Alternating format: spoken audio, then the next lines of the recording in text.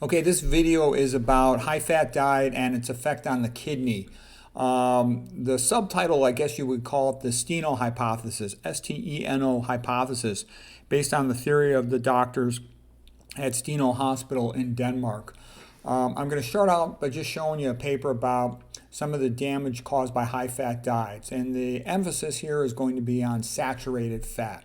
So here's a paper written by, looks like a bunch of Chinese researchers. And they say the link between high-fat diets and diseases. And you're going to be surprised how many bad things are associated with high-fat diets, especially SAT fat, SFAs, saturated fatty acids. But let's just take a look. These diets are associated with an increased risk of leaky gut.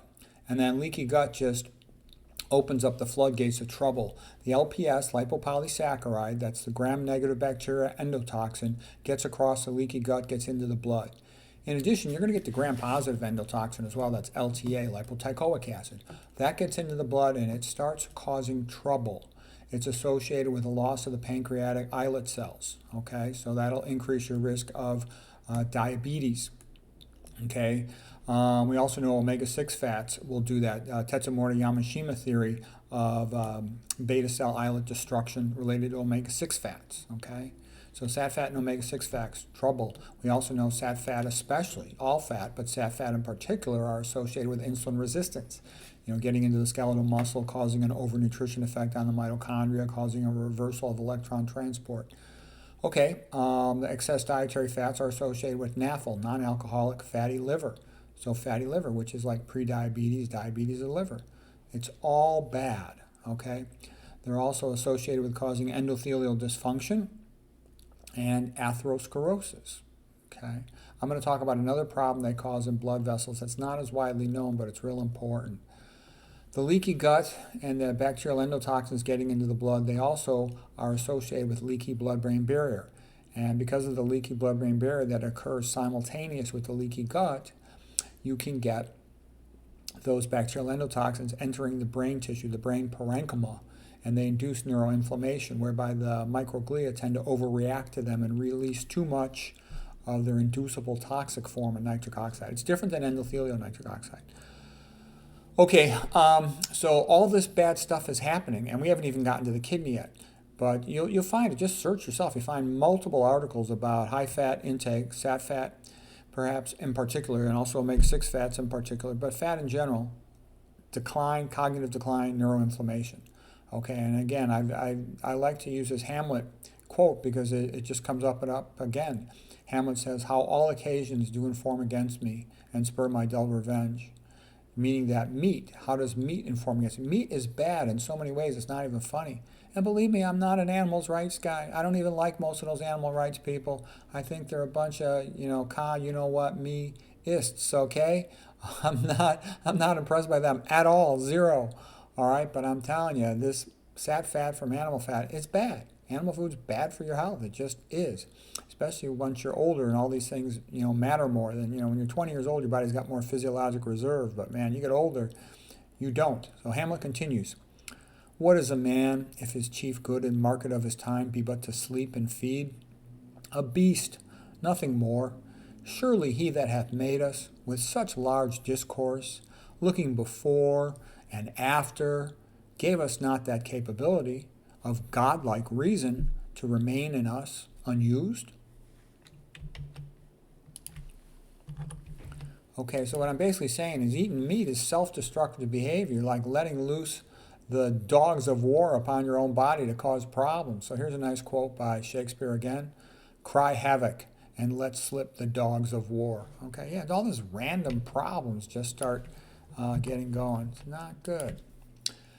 That's why it's easy for me to turn down meat, The hardest thing to turn down is like when, people at work order a cheese pizza or something with veggies on it, I think it'd be easier to turn down a girlfriend in bed than turn that down. But I always do. I immediately walk out of the room.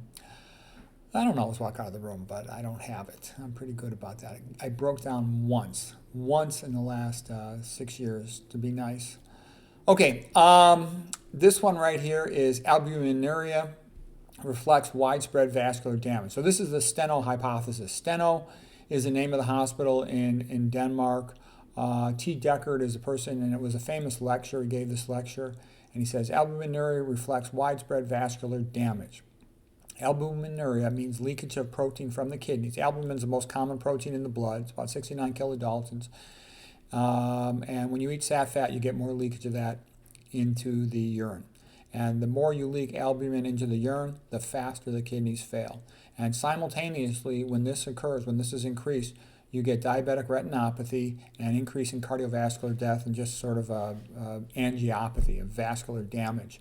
So what these authors, their conclusion was, these things are all connected. Protein leak in the urine, retinopathy in the eyeball, and cardiovascular death rates increase in patients with diabetes and proteinuria, or albuminuria is more specific. Okay, so how can we link all of this? The authors felt it was probably something to do with heparan sulfate damage in the glycocalyx of the plasma membrane of the endothelial cells. The endothelial cells on the GBM, glomerular basement membrane, that's the kidney filter, okay? I had some thoughts about this too. Saturated fat, when I first read this paper, saturated fat will increase proteinuria, got it. Sat fat will increase insulin resistance and diabetes. So it makes your diabetes worse, and that's going to unleash a whole bunch of problems like, we've read about before in the Brownlee paper, the Michael Brownlee paper about unifying theory of diabetes complications. I've gone over that before.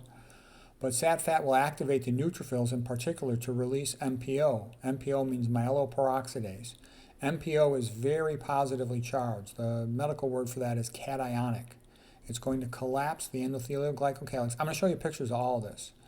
And once you collapse the glycocalyx, meaning you collapse the antithrombotic part that sticks way up, down beneath that there's prothrombotic receptors, okay? And then that will start to permit diapedesis, whereby the white blood cells can pass subendothelial, subintimal. Not good, and it'll increase permeability of that membrane. Not good.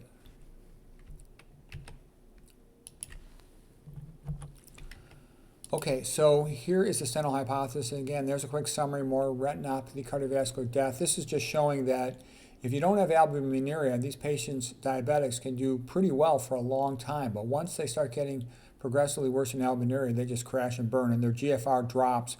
The worse the albuminuria, the more their glomerular filtration drops, so the worse their kidney function gets.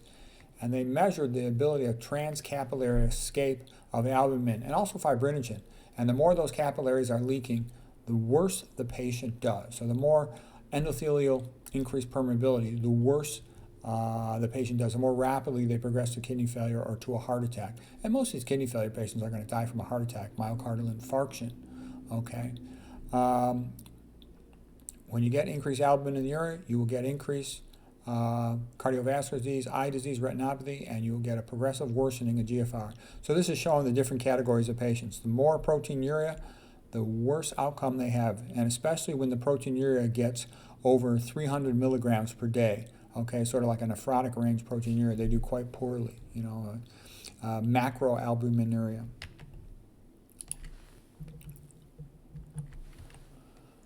Okay, here is albuminuria greater than 300 milligrams per day on the 24-hour urine, and that goes with increased escape of fibrinogen and albumin and capillary extravasation. So the worse it is, the worse they do. And the more leakage you get, the more loss you get of the glycocalyx. And what I'm saying here is I think what's happening is the zeta potential is just overcome, and that's why all this bad stuff is happening. And like they say, they think it's due to damage to the heparan sulfate proteoglycan, glycoproteins. And I'll make sense of it in a moment. I'll show you the pictures to make sense of it. We can skip these. Let's see. Okay, loss of glomerular basement membrane zeta potential is associated with increased albuminuria, increased leak. You'll also leak some antibodies. You'll lose heparan sulfate in the glomerular basement membrane, and then the other adjacent cells will expand to sort of fill the gap that's called mesangial expansion of the mesangial cells. Those in particular are sensitive to diabetes-related hyperglycemia. You get increased clotting of the platelets. They'll become increased platelet activation, and that's associated with worsening diabetic retinopathy. Okay, so their basic theory is that if you start leaking protein, your patient's kind of screwed. Okay. That's what they talk about, and it's associated with diffuse endothelial dysfunction. They attribute it to be a partly genetic effect, but they didn't seem to know much about the other mechanisms, and that's what I'm going to go into now that I think is an interesting thing. Okay, this is a plasma membrane, let's say, of an endothelial cell. So here's the phospholipids, a bilayer. Then here's these core proteins that stick up and like a tree, and then attached to them are repeating disaccharide units. These are called glycosaminoglycans. Most common one we deal with is heparan sulfate, the heparan spelled with the AN at the end. There's a sialic acid at the end of the GAG, glycosaminoglycan. And those are like the identity cards of the immune system. They're felt by Braille by the white blood cells to confirm that this cell belongs here. It is self, okay? Now these have lots of sulfates on them. Look at their name, heparan sulfate, and those have negative charges on them. Water molecules can have a dipole, a partial charge asymmetry distribution, and the positive charge sits on the hydrogen, negative charge on the oxygen. So the positive charge line up with the sulfates of the GAGs, and basically that's where that expression comes from. Slippery when wet. So this makes it slippery, and that's on the lining of your capillaries, so that facilitates making it slippery so the red blood cells can slide right through. Okay, here's a sulfate, lots of negative charge. Here's a water molecule, oxygen with the negative dipole, hydrogens with the positive dipole. Okay, here's just a drawing of heparan sulfate. So you see tons and tons of negative charge everywhere. So negative charge on the outer surface of a cell is called a zeta potential. And you got lots of them on your endothelial glycocalyx and on your red blood cell glycocalyx. So glyco means sugar, calyx means coating. So it's a sugar coating because the glycosaminoglycans are a sugar. Okay, but the bottom line is it's a negative charge. You'll also have some negative charge from cholesterol sulfates because they got a sulfate on them, and some negative charge from the sialic acids. But the dominant negative charge is coming from the heparan sulfates. Okay, and the red blood cell has a negative charge around it. These are just some surrounding molecules of, let's say, potassium and sodium. But you'll also have a negative charge on the glycocalyx here. And the negative charge of the red blood cell and the glycocalyx of the endothelium, they will repel each other, which is what you want. You don't want them sticking together and clotting. Okay, so it's all based on keeping things from sticking together because of zeta potentials. Just to mention a couple articles, if you eat more saturated fat, you get more protein in the urine. That's bad. Eat more saturated fat, get more protein in the urine. Here's just 2 papers. You'll find there's tons of papers all showing sat fat's bad, sat fat worsens cognitive function, sat fat worsens kidney dysfunction, worsens proteinuria, increases the speed at which GFR deteriorates, and the patient finds himself in full-blown kidney failure on dialysis. So if you're a kidney failure patient, you don't want to be eating sat fat, which means you don't want to be eating anything from an animal. Okay, and you can say, well, I'll have skim milk if that doesn't have any sat fat in it. No, you're still screwed because the skim milk's got animal protein in it, which is highly acidic and toxic to the kidney. Okay, high-fat diet and cerebrovascular health. So this is just another one of these many papers showing high-fat diet is associated with cognitive impairment. Okay. So high-fat diets are associated with leaky gut. So it can lead to leakage of the intestinal barrier and leading to elevated serum levels of LPS, lipopolysaccharide, the gram-negative bacteria, endotoxin, and that the LPS in the blood is associated with developing insulin resistance, obesity, and diabetes. Okay, great. And the article continues. The high-fat diet has an effect on blood-brain barrier integrity. It causes leaky blood-brain barrier. A diet high in saturated fatty acids can impair blood-brain barrier integrity and impair cognition, make you stupid. So you don't want that because you got the LPS going on and there's other problems too. Okay, this was just another reminder. Plasma membrane has the outer leaflet to the extracellular matrix or to the blood lumen, and it has an inner layer, and that goes to the cytoplasm of the cell. Then it has these core proteins that stick up, and they're bound to GAGs, glycosaminoglycans, repeating disaccharides of sugar, which have negative charges on them. Okay, and that lines the cell, produces a zeta potential. So that's the basic anatomy. Now here is where the trouble starts. Myeloperoxidase. So myelo M per P ox O, MPO. MPO catalyzes the conversion of water and chlorine and superoxides into hypochlorous acid. It makes bleach that it uses to kill stuff. Okay, so MP is a neutrophil. In our case, it doesn't mean nurse practitioner. It means neutrophil. And the neutrophil has a reaction catalyzed by MPO to make bleach that it uses to kill bacteria. Okay, so you need to know that. Neutrophils release MPO. Okay, now here's where it starts to get interesting. In this diagram, you can see the activated neutrophil. The neutrophil is activated by a person eating a saturated fat meal. And when they eat the saturated fat meal, the neutrophils become activated. They start releasing MPOs. Now, the MPOs have a lot of positive charge on them. They've drawn them here with a positive charge in the center because the MPOs, that's called being cationic. So a cation is positively charged, an anion is negatively charged. So when the neutrophil is activated, it starts releasing all these MPOs, and then they attach to the glycocalyx, which is very negatively charged, and then being positively charged, they bind to it firmly and they collapse it downward. When you collapse downward the glycocalyx, now you'll have sticking up these green molecules here, which are adhesive molecules. And these can bind neutrophils. They're like neutrophil binding receptors, and you don't want that. Also, you get the release of these metalloproteinases that will cut the bottom of the syndecan core proteins and release them. You'll even shed your glycocalyx. Not good, because how can the endothelial cell protect itself from clotting, protect itself from adherence when its glycocalyx, its zeta potential protection has been shed? The heparan sulfates are antithrombotic. Antithrombin 3 attaches to them. All these good things, okay, and the fat, and especially if there's salt on board too, that'll inhibit its endothelial nitric oxide. All bad. So high-fat meal activates neutrophils. The neutrophils release myeloperoxidase, highly cationic, into the blood. The MPO binds to the red cells and it changes their shape. That's bad. We're not going to talk about that today, but it also impairs gas exchange, gas delivery, oxygen delivery, because it distorts the shape of the red blood cells. The MPO binds to the endothelial cell. It overcomes the endothelial cell zeta potential of the endothelial glycocalyx, e.g. The endothelial glycocalyx, e.g., collapses. And then these core proteins are also shed. They're cut by the metalloproteinases. So it's all bad. You lose your antithrombotic covering. So, it's confused perhaps by some of the LPS getting into the blood and by other factors. But the bottom line is you got a problem with blood flow when you eat saturated fat. Okay, this is just showing you can reverse it by injecting heparin. Notice that the heparan sulfates in the glycocalyx, it's Heparan, versus the medication heparin ends in ion, okay? But this will have like a negative charge on it. It'll help break apart the positive charge binding to the endothelial glycocalyx. Okay, so here's your normal glycocalyx. It sticks up high, the core proteins of the glycocalyx, and they have a negative charge throughout, and that protects you from anything sticking to you. So here it is in detail. Core proteins like the syndicans, and then the negative charge on the glycosaminoglycan side chains. And everything's repelling everything else, and nothing's sticking together, and that's the way you want it.